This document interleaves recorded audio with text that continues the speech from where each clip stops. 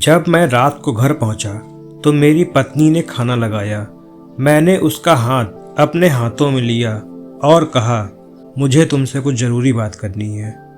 वह शांत बैठकर खाना खा रही थी। उसकी आंखों में कुछ दर्द सा साफ नज़र आ रहा था।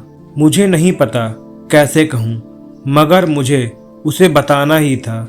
मैंने बड़ी शांति से कहा, मुझे तलाक चाहिए। लगा जैसे उसे मेरे शब्दों से कोई फ़र्क ही नहीं पड़ा, बल्कि उसने मुझसे पूछा, क्यों चाहिए। मैंने उसके सवाल को अनसुना किया तो उसे गुस्सा आ गया। उसने चम्मच उठाकर फेंक दिया और ज़ोर से चिल्लाई, तुम इंसान नहीं हो। उस रात हमने एक दूसरे से बात नहीं की। वह रो रही थी। मुझे पता था कि वह जानना चाहती थी कि आखिर ऐसा क्या हुआ जो हमारा रिश्ता टूटने की कगार पर आ गया। पर मेरे लिए उसका सवालों का जवाब दे पाना नामुमकिन था।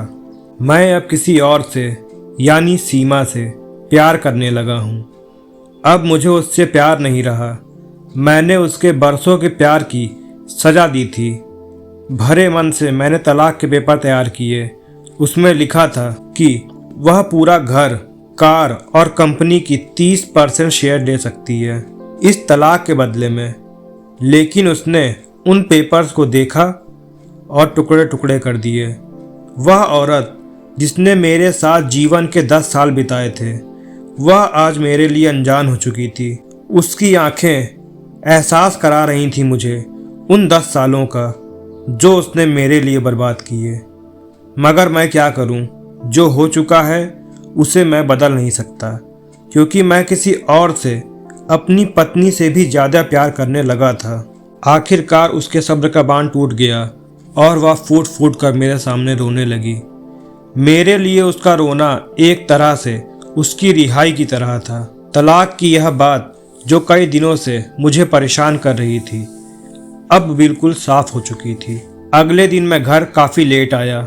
मैंने देखा कि वो टेबल पर बैठकर कुछ लिख रही थी। मैंने शाम का खाना नहीं खाया था, लेकिन फिर भी मैं सीधे ऊपर जाकर अपने कमरे में सो गया, क्योंकि पूरा दिन सीमा के साथ रहने और घूमने के बाद मैं थक गया था। वह शायद रात को टेबल पर लिखते लिखते सो गई। वो सुबह उठी और उसने मुझसे कहा, मैं तुम्हें तलाक दूंगी, लेकिन मेरी एक शर्त है। और उसने मुझे अपनी शर्तें बताईं। वह मुझसे कुछ भी लेना नहीं चाहती थी। उसे सिर्फ तलाक से पहले 1 महीने का समय चाहिए था। उसने मुझसे आग्रह किया कि इस 1 महीने में हम दोनों वही पुराना वाला जीवन जिएं जितना संभव हो सके, क्योंकि आने वाले महीने में हमारे बेटे की परीक्षा है। वह नहीं चाहती थी कि हमारे टूटे रिश्ते का असर उसकी पढ़ाई पर पड़े। मुझे भी यह ठीक लगा, मगर वह कुछ और भी चाहती थी। जैसे शादी के दिन मैं उसे उठाकर अपने शयन कक्ष तक ले गया था, उसी तरह हर रोज 1 महीने तक मैं उसे बिस्तर से उठाकर मुख्य द्वार तक ले जाऊं।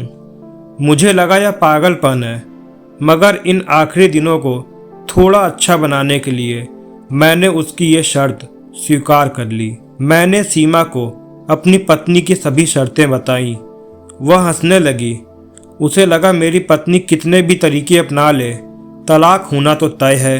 मेरी पत्नी और मैं किसी से भी इस बीच नहीं मिले। लेकिन उस दिन जब मैं उसे पहली बार उठाकर गेट तक लेकर आया, तो हम दोनों काफ़ी अजीब महसूस कर रहे थे। पीछे से हमारा बेटा भी खिलखिलाकर खुश हो रहा था। अगले दिन यह काम थोड़ा आसान हो गया। वह मेरे सीने से लगी थी और मैं उसकी खुशबू महसूस कर रहा था। ऐसा लगा जैसे कई दिनों बाद मुझे उसकी खुशबू मिल रही थी, या फिर कई दिनों से मैंने उसके होने को महसूस ही नहीं किया था। पहले जितनी उसमें वह कसाव नहीं था, और चेहरे पर कुछ हल्की झुर्रियाँ नजर आ रही थीं और बाल भी सफ़ेद होने लगे थे। यह वही औरत थी जिसने अपने जीवन के 10 साल मुझे समर्पित किए। चौथे दिन जब मैंने उसे उठाया तो वह पुराना रोमांच लौटने लगा। 5वें और 6ठे दिन में पुराना प्यार फिर जागने लगा। मैंने सीमा को इस बारे में कुछ नहीं बताया। अब उसे उठाना और आसान हो गया था। शायद हर रोज़ यह सब करने का मैं आदी हो गया था। एक दिन वह अपने पसंद की साड़ी निकाल रही थी, लेकिन कुछ खास नहीं ढूंढ पाई। उसने सांस भरते हुए कहा कि उसके सारे कपड़े ढीले पड़ने लगे हैं। तब मुझे पता चला वह काफ़ी दुबली हो गई है और इसलिए मैं उसे आसानी से उठा पा रहा था। मेरे दिल को झटका सा लगा।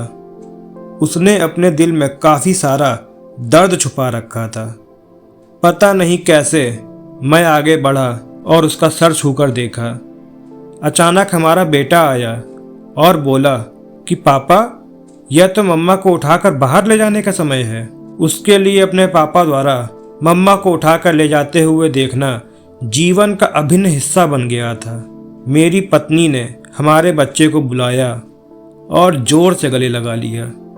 मैंने अपना चेहरा दूसरी तरफ कर लिया। मुझे लगा कहीं मैं अपना निर्णय ना बदल दूं।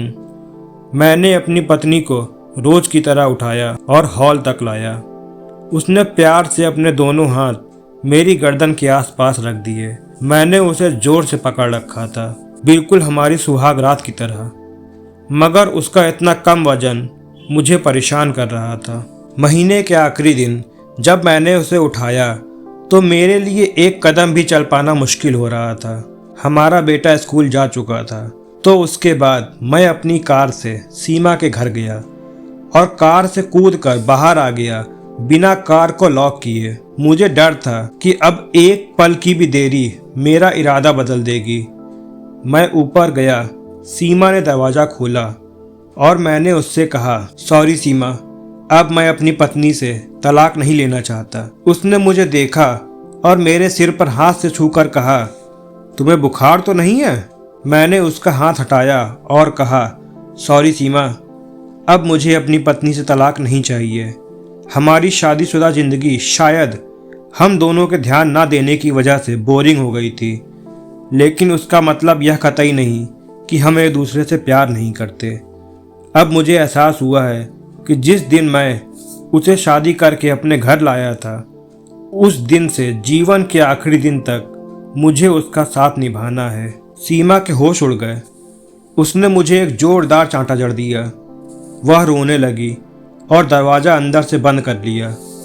मैं सीढ़ियों से नीचे उतरा और आकर अपनी कार में बैठकर आगे फूल वाले की दुकान पर रुका और अपनी प्यारी पत्नी के लिए एक सुंदर सा गुलदस्ता लिया।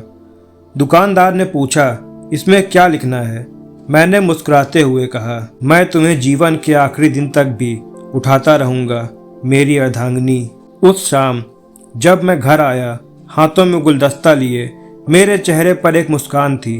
मैं ऊपर अपने कमरे की तरफ भाग कर गया, लेकिन तब तक वह मुझे छोड़कर इस दुनिया से जा चुकी थी, हमेशा के लिए।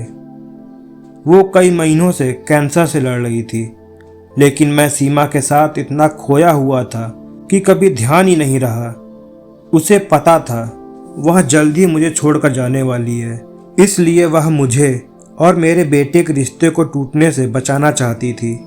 मैं नीच उससे तलाक लेना चाहता था, लेकिन फिर भी उसने मुझे अपने बच्चे की नज़रों में प्यारा पति और पिता बना दिया था। जीवन की छोटी छोटी बातें रिश्तों में बहुत महत्व रखती हैं। बड़ा घर, बड़ी कार और बैंक बैलेंस ये खुशियों का हिस्सा ज़रूर बन सकते हैं, मगर अपनों के बिना इनकी कोई कीमत नहीं। हाँ तो दोस्तों, अगर आपको हमारी आज की यह कहानी अच्छी लगी हो तो प्लीज़ इसे लाइक और शेयर ज़रूर करिएगा और हमारे चैनल कहानी का साथी को सब्सक्राइब कर लीजिएगा। आपका कीमती समय देने के लिए आपका धन्यवाद।